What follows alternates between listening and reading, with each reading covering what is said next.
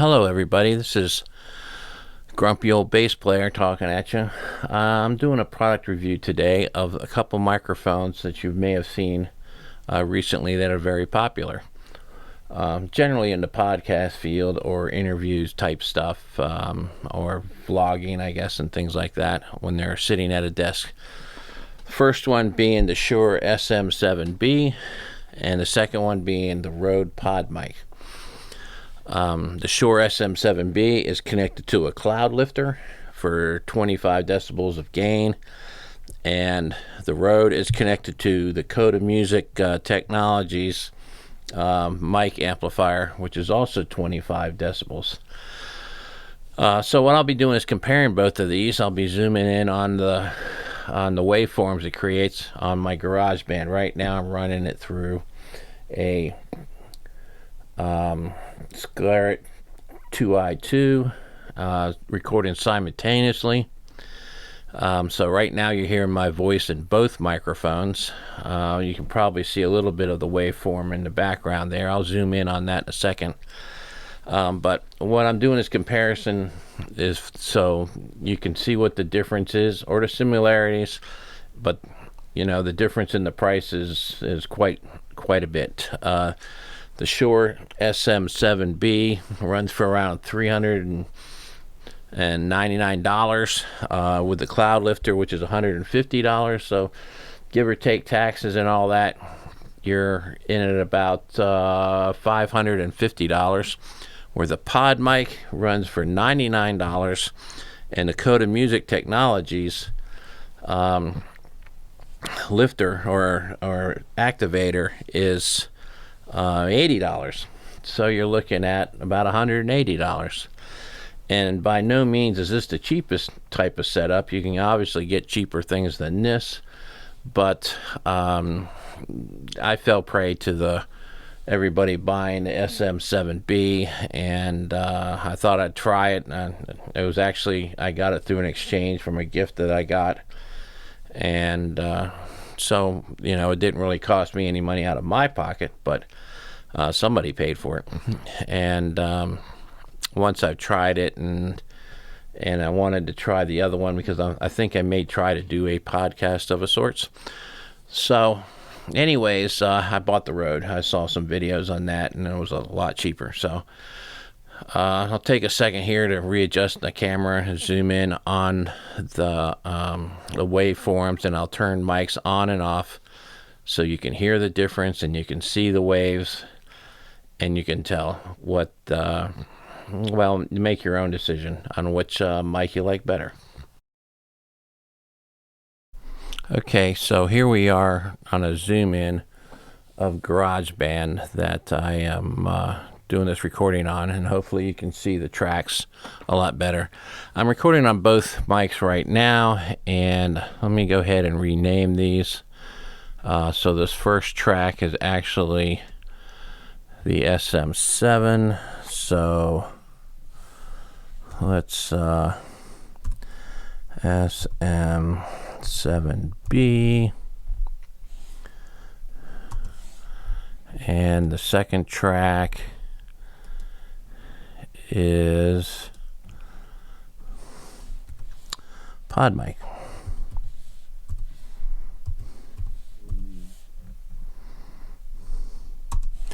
Okay, so here's both of them still playing together that we are recording with.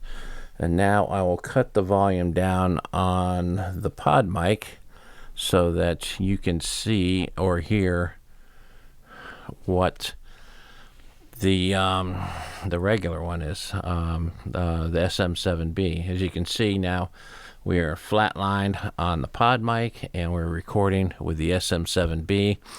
My mouth is about 8 inches away from the microphone. Both of them basically, I'm kind of in between the two, which are close together, but I'm just doing this recording, and now I will set this one back up.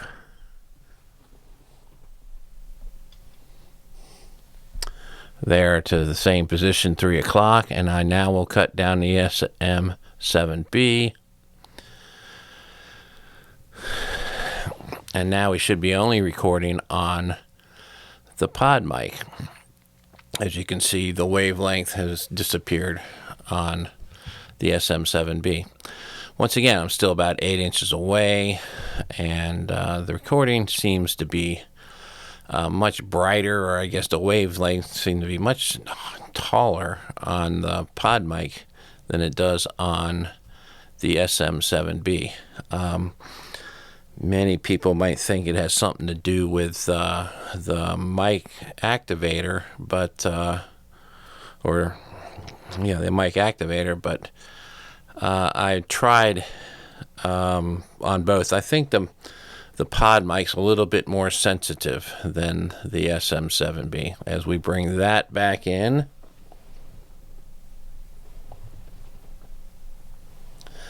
and now they're both at approximately 3 o'clock, and as you can see, still the SM7B wavelength is not as large as the Podmic.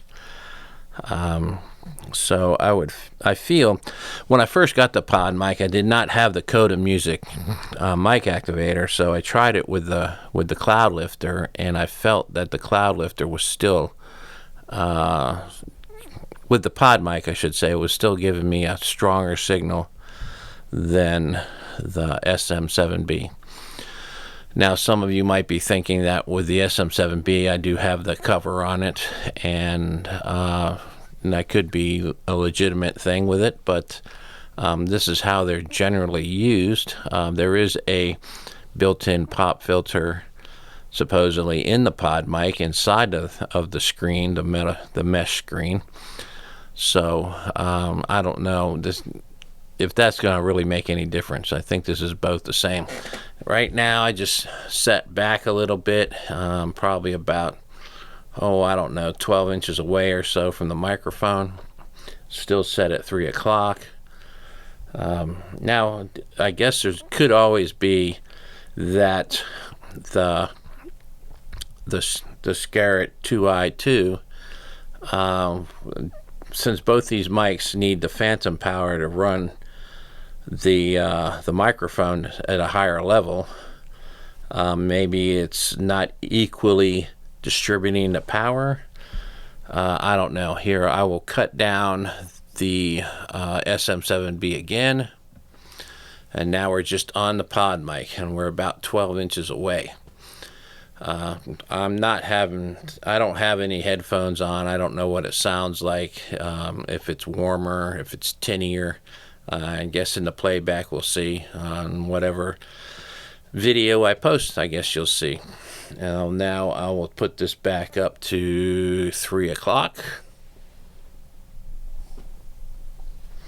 And now I will switch back to doing the SM7B and cutting off the Podmic. So the Podmic volume is all the way down, or the gain on it is all the way down, so it's not recording. So this is, once again, is the sound of the SM7B. And as I said, you can see the wavelengths are quite a bit different. So it seems to me that the Podmic is really a more sensitive microphone. I think I said that earlier, and I'm saying it again. Sound quality, when I first tested them out and listened to them, I felt that the 7B might have been a little deeper or warmer sounding than the Podmic. I don't know how it is right now. I'm now turning back up the Podmic, and there we go. So now they're both on. They're about a foot away from my mouth. That's about a good distance for me, because I don't like being on it, but I will move up to the microphones. As you can see, the signals are actually getting much stronger, and the sound is probably a bit warmer on both of them. I will cut the volume down again. I just turned it off on the Podmic. It seems like it's still picking up a little bit, but most of the volume you're hearing now is coming from the SM7B. Turning it back up, the Podmic. And now I'll be cutting down the SM7B. I'm about 2-3 inches away from the microphones at this point. and you can really see that signal is it's probably getting clipped, I would assume. So once again, more headroom. I guess there's going to be more adjustment. You don't need to probably use it all the way up. Now I'm putting the Podmic back into the thing, and this is still about 3 inches away, 4 inches away, talking into both of them, and I'm trying to keep my voice somewhat steady. And now I'm sitting back again about a foot, about 6 foot 16 inches away from the microphones. And anyway, so that kind of concludes the test. You make a judgment for yourself. Podmic with the Coda Music mic activator, $180 plus tax. The SM7b with a cloud lifter, $550 plus tax, give or take. So make your own conclusions. Personally, I would probably favor the Podmic setup just for the pure savings. Thanks for watching, and if you're buying one, good luck with your purchase.